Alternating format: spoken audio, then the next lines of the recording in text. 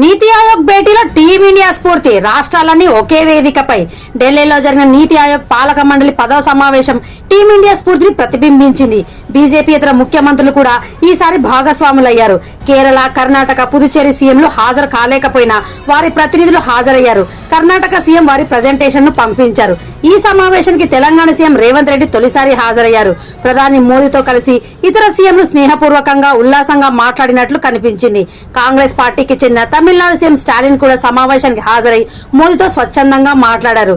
సమావేశంలో రాష్ట్రాలు తమ అభివృద్ధి లక్ష్యాలను వివరించాయి. నీతి ఆయోగ్ నుంచి కావాల్సిన సహకారం కోరాయి. ప్రధాని మోదీ మాట్లాడుతూ రాష్ట్రాలన్నీ కలిసి పనిచేస్తేనే దేశం అభివృద్ధి చెందుతుంది. అందరూ టీమిండియా స్ఫూర్తితో పనిచేయాలి. 2047 నాటికి భారత్ అభివృద్ధి చెందిన దేశంగా మారాలని ఆయన ఆకాంక్షించారు. సభానంతరం రేవంత్ రెడ్డి వ్యక్తిగతంగా ప్రధానిని కలిసి కొన్ని విజ్ఞప్తులు చేసినట్టు సమాచారం. ఇంతకుముందు నీతి ఆయోగ్ సమావేశాలకు హాజరు కాలేని కేసీఆర్ స్థానంలో ఈసారి తెలంగాణ నుంచి రేవంత్ రెడ్డి ప్రాతినిధ్యం వహించడం విశేషం.